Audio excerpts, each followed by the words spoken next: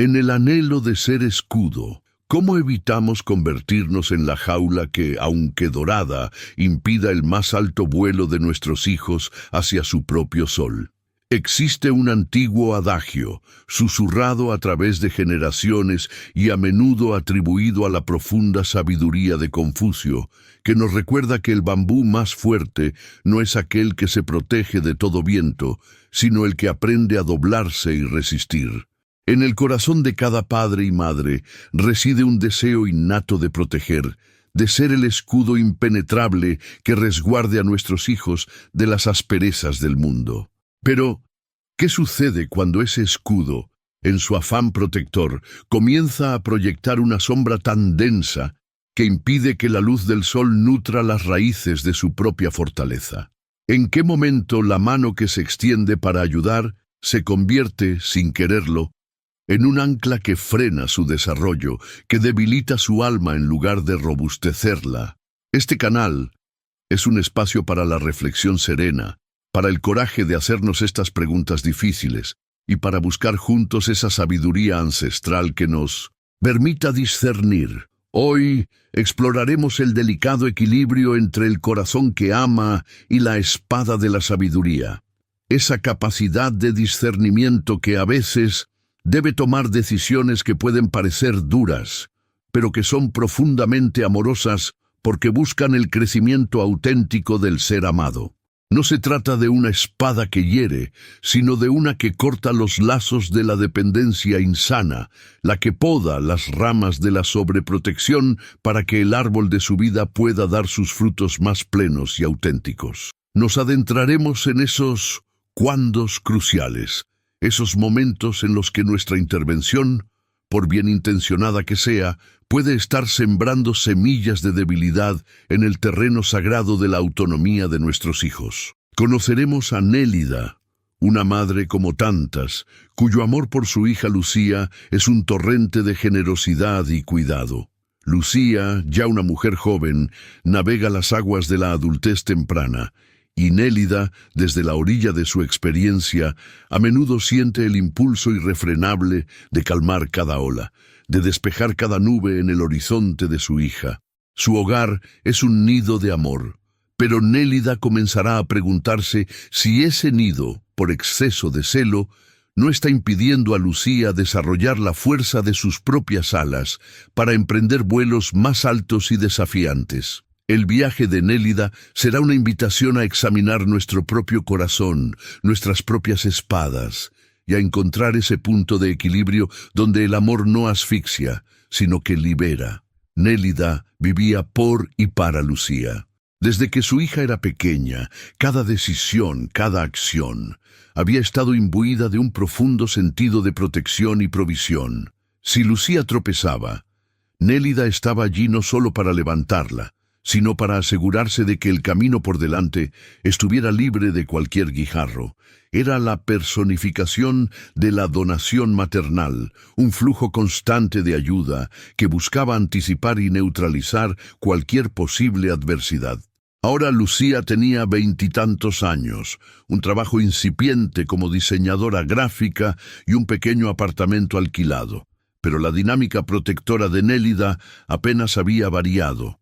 Un ejemplo reciente aún flotaba en la mente de Nélida con una ligera, casi imperceptible sensación de desasosiego. Lucía había olvidado pagar una pequeña factura de un curso online que había tomado para mejorar sus habilidades. Nada grave, una suma modesta, pero las notificaciones de recargo habían comenzado a llegar. Cuando Lucía se lo mencionó a su madre con un tono de fastidio hacia su propio despiste, Nélida, sin pensarlo 2 veces, tomó los datos y pagó la factura desde su propia cuenta bancaria. No te preocupes, hija, ya está solucionado. Concéntrate en tu trabajo, que es lo importante, le dijo Nélida, sintiendo esa cálida satisfacción que siempre le producía el aliviar una carga a su hija. En otra ocasión, Lucía tuvo un pequeño malentendido con un cliente que interpretó mal unas instrucciones, lo que generó un retraso en un proyecto. Antes de que Lucía pudiera siquiera esbozar un plan para abordar la situación, Nélida, Con su vasta experiencia en el trato con personas, o eso creía ella, llamó al cliente haciéndose pasar por una asistente de Lucía, suavizó la situación con una mezcla de encanto y diplomacia y resolvió el entuerto. Lucía, al enterarse, se sintió extrañamente ambivalente, aliviada por un lado, pero también un poco disminuida, como si no se confiara en su capacidad para manejar sus propios desafíos profesionales. Esta anulación sistemática de las consecuencias, este constante allanamiento del camino, era el primer escenario donde la ayuda de Nélida, sin que ella fuera consciente, comenzaba a debilitar a Lucía. Lucía, aunque agradecida en la superficie, empezaba a mostrar una creciente falta de previsión, una cierta negligencia en la gestión de sus responsabilidades menores, como si una parte de ella supiera que, de alguna manera, su madre intervendría si las cosas se complicaban demasiado. Y cuando inevitablemente surgía alguna situación donde Nélida no podía o no llegaba a tiempo para rescatarla, Lucía se sentía desproporcionadamente ansiosa y perdida, como un navegante sin brújula al que siempre le habían indicado el norte. Una tarde, mientras Nélida ordenaba viejos libros, encontró una antología de cuentos y fábulas orientales. Uno de ellos le llamó la atención. Hablaba de un sabio campesino, quizás inspirado en las enseñanzas de Confucio, que amaba tanto sus jóvenes brotes de arroz, que construyó elaborados parapetos para protegerlos del viento, del sol excesivo, de la lluvia intensa. Los mimaba día y noche, evitando cualquier inclemencia. Cuando llegó el tiempo de la cosecha, sus plantas eran altas y verdes, pero sus tallos eran débiles y apenas podían sostener el peso de sus espigas. Los campos vecinos, que habían soportado los embates del clima, ofrecían una cosecha robusta y abundante. El sabio campesino comprendió entonces que, en su afán de proteger, había privado a sus plantas de los desafíos que las hubieran fortalecido. Nélida cerró el libro, una profunda inquietud anidando en su pecho. Vio a Lucía en esos brotes de arroz sobreprotegidos. Estaba ella, con su escudo maternal, impidiendo que Lucía desarrollara la fortaleza interna que nace de enfrentar las consecuencias de los propios actos, de aprender de los errores, de sentir el viento y la lluvia para poder luego erguirse con más fuerza.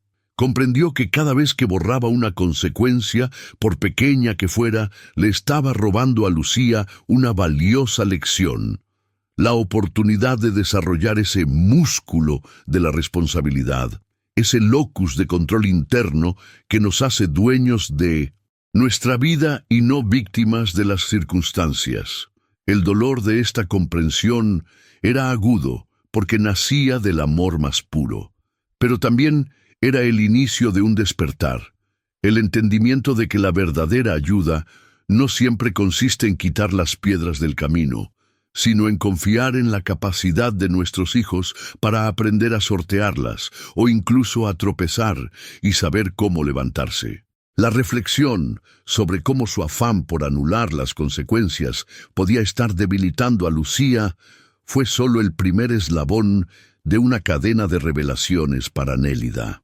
Pronto comenzó a observar otros patrones en su forma de ayudar, patrones que, bajo la lupa de su nueva conciencia, se antojaban igualmente contraproducentes. Descubrió que no solo intervenía para evitar los resultados negativos de los errores de Lucía, sino que también se adelantaba a resolver sistemáticamente cualquier desafío que se presentara en la vida de su hija, por trivial que fuera, y la sobreprotegía de cualquier atisbo de frustración o dolor emocional.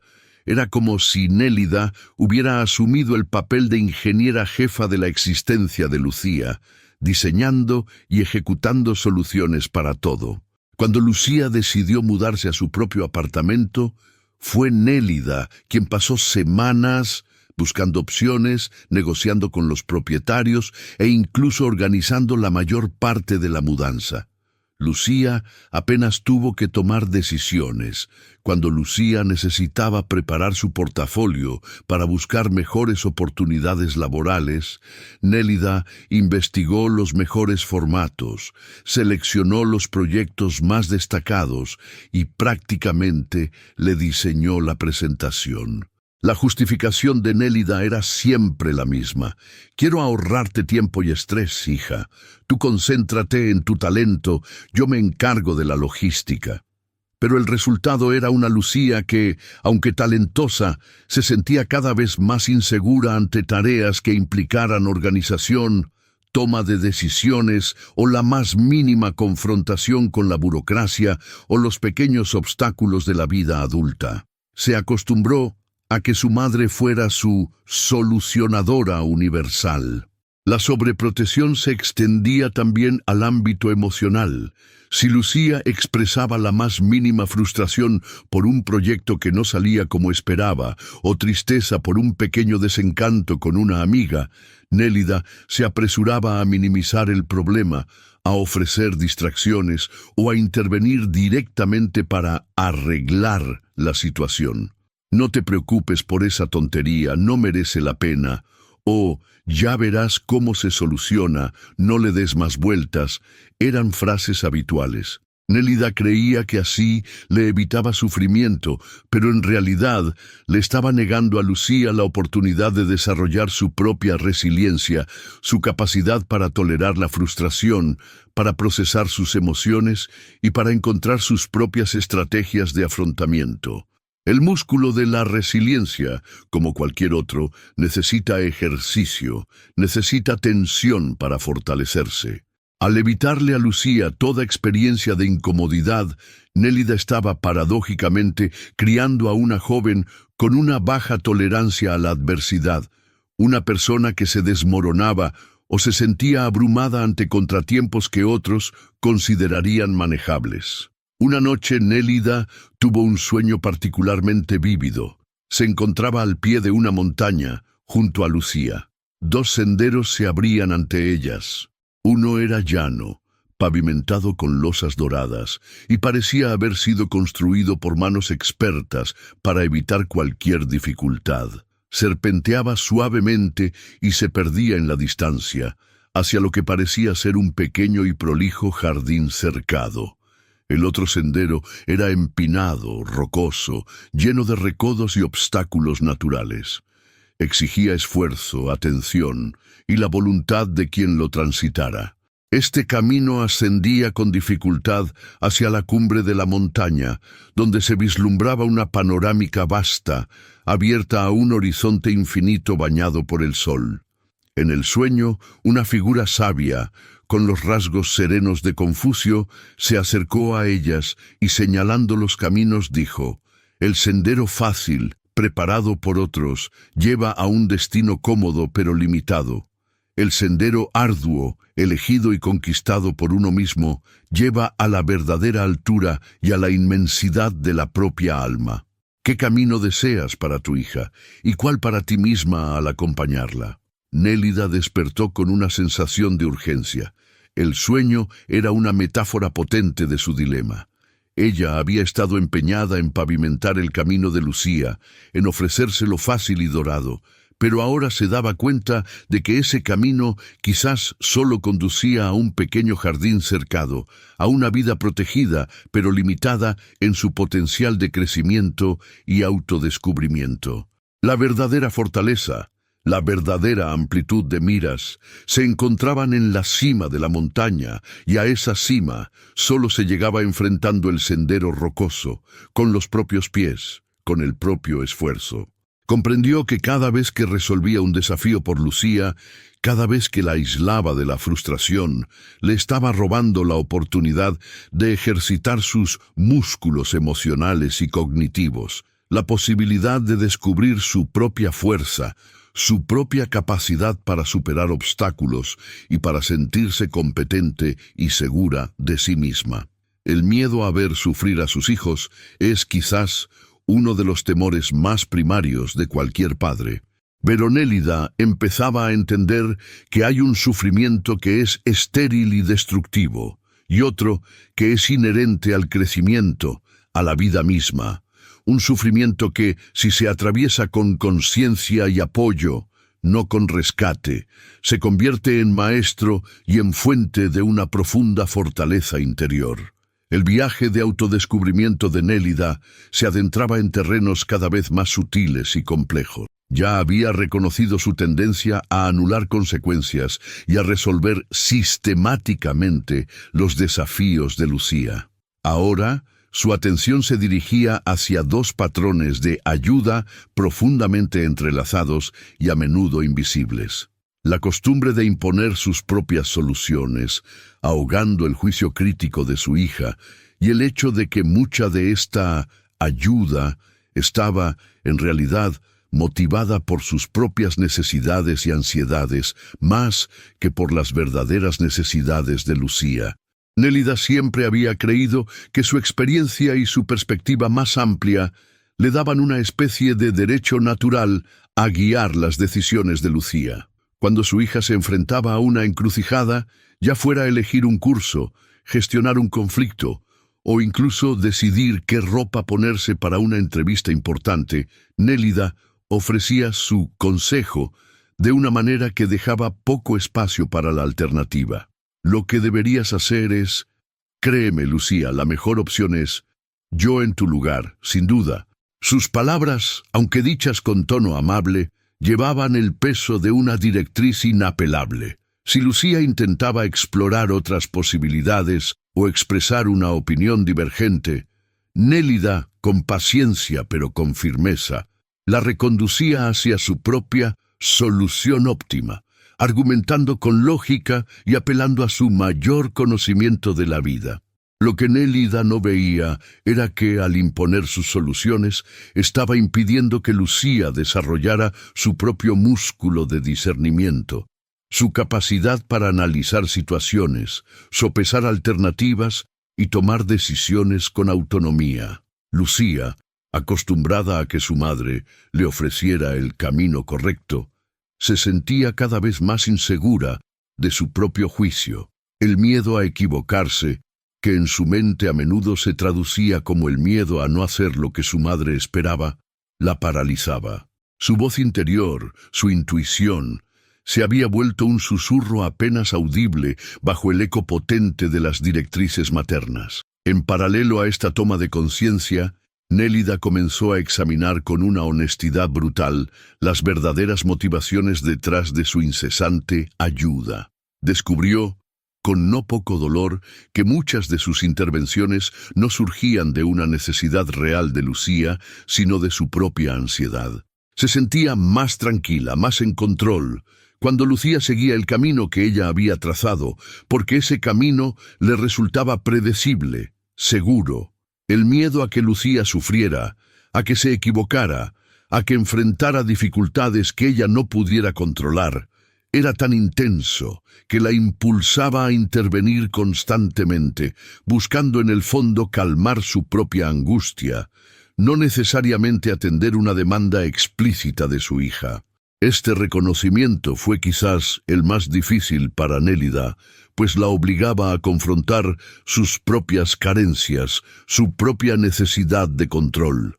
Una tarde, mientras paseaba por un parque, observó a un grupo de niños jugando cerca de un arenero. Uno de ellos, de no más de 5 años, intentaba construir un castillo de arena. La estructura era precaria, la arena se desmoronaba, pero el niño persistía con una concentración y una alegría contagiosas. Otro niño, un poco mayor, se acercó y empezó a darle instrucciones. «No, así no. Pon más agua. La torre tiene que ser más ancha». El pequeño constructor pareció dudar, su entusiasmo menguando. Intentó seguir las instrucciones, pero el castillo se derrumbó por completo. El niño mayor se encogió de hombros y se fue, mientras el pequeño miraba los restos de su obra con desilusión. Nélida sintió una punzada en el corazón. En esa escena vio reflejada, de forma dolorosamente simple, su propia dinámica con Lucía.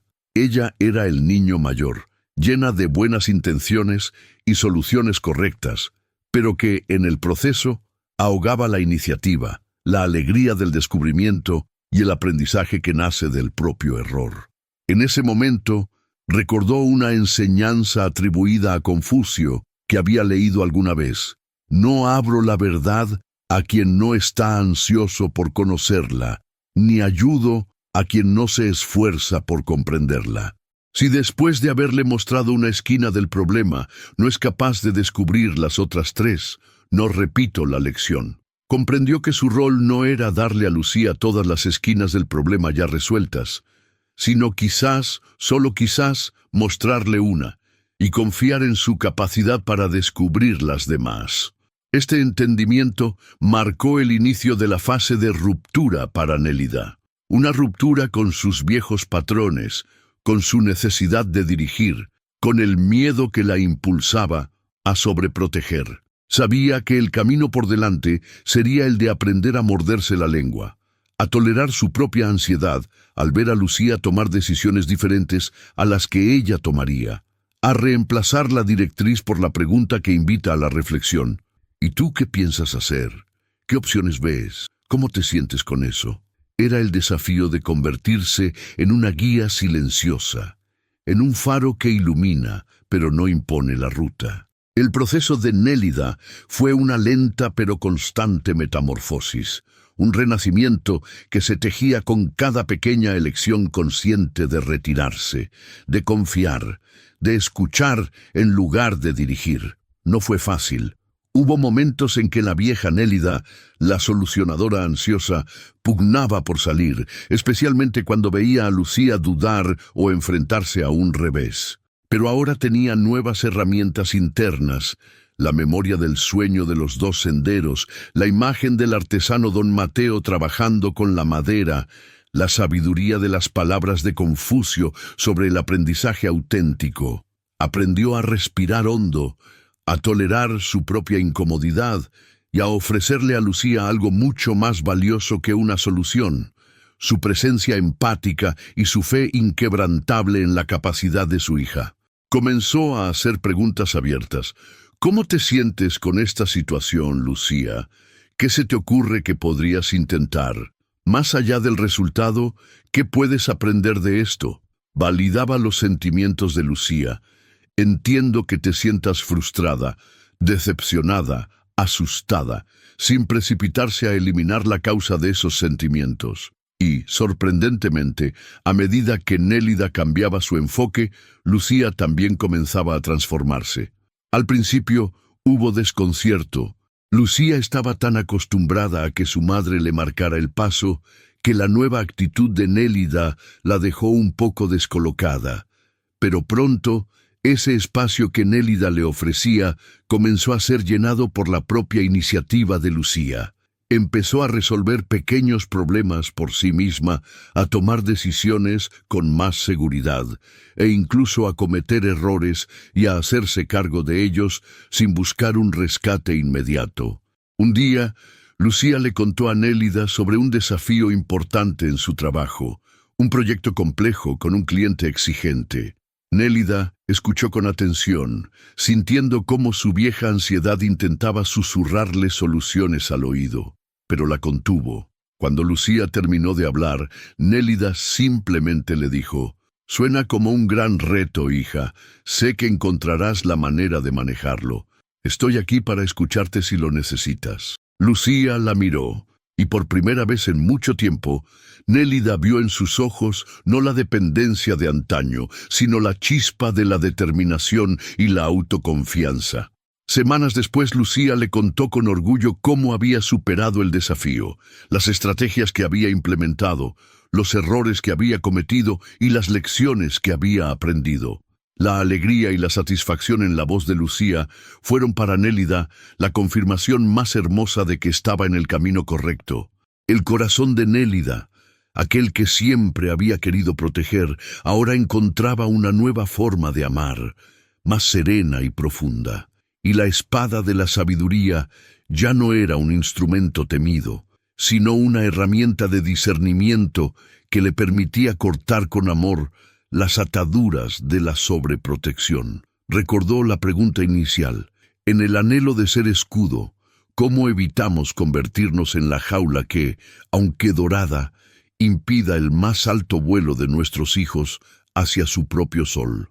Ahora entendía que el escudo más eficaz no es el que se interpone entre el hijo y el mundo, sino el que se coloca discretamente detrás, ofreciendo un apoyo invisible pero firme, un refugio al que siempre se puede volver, pero del que también se es libre para partir hacia el propio sol. La espada era esa sabiduría para saber cuándo el silencio que confía es más elocuente y poderoso que 1000 palabras directivas. El cuándo, ayudar de forma que no debilite, se había vuelto más claro. Era cuando la ayuda fomentaba la autonomía, la responsabilidad, la resiliencia y el juicio crítico, cuando estaba centrada en las verdaderas necesidades de crecimiento de Lucía y no en las ansiedades de Nélida. Un día, Nélida decidió escribirle una carta a Lucía, una carta que no enviaría. En ella volcó todo su viaje, sus errores, sus aprendizajes y su inmenso orgullo al verla convertirse en la mujer fuerte y capaz que era. Era una forma de reconocer el pasado y de sellar su compromiso con esta nueva forma de amar. Luego, en una pequeña ceremonia íntima en su jardín, quemó la carta y esparció sus cenizas al pie de un joven árbol que crecía vigoroso. Era un gesto simbólico. La transformación de sus viejas formas de ayudar en un abono fértil para el crecimiento independiente y floreciente de su hija. La verdadera fortaleza de un hijo no se mide por la ausencia de caídas o la tersura de su camino, sino por la gracia, la resiliencia y la sabiduría con que aprende a levantarse tras cada tropiezo, sostenido por un amor que supo cuándo ser brisa suave que alienta y cuándo permitir la tormenta que templa el acero de su espíritu. Si este mensaje ha resonado en tu alma de padre o madre, si buscas cultivar esa fortaleza auténtica en aquellos a quienes amas, te invito a compartir en los comentarios. Yo elijo el amor que empodera y confía. Tu experiencia y tu voz se suman a una comunidad que entiende que a veces el mayor acto de amor es dar un paso atrás para permitir que el otro dé 2 pasos adelante hacia su propia y luminosa realización.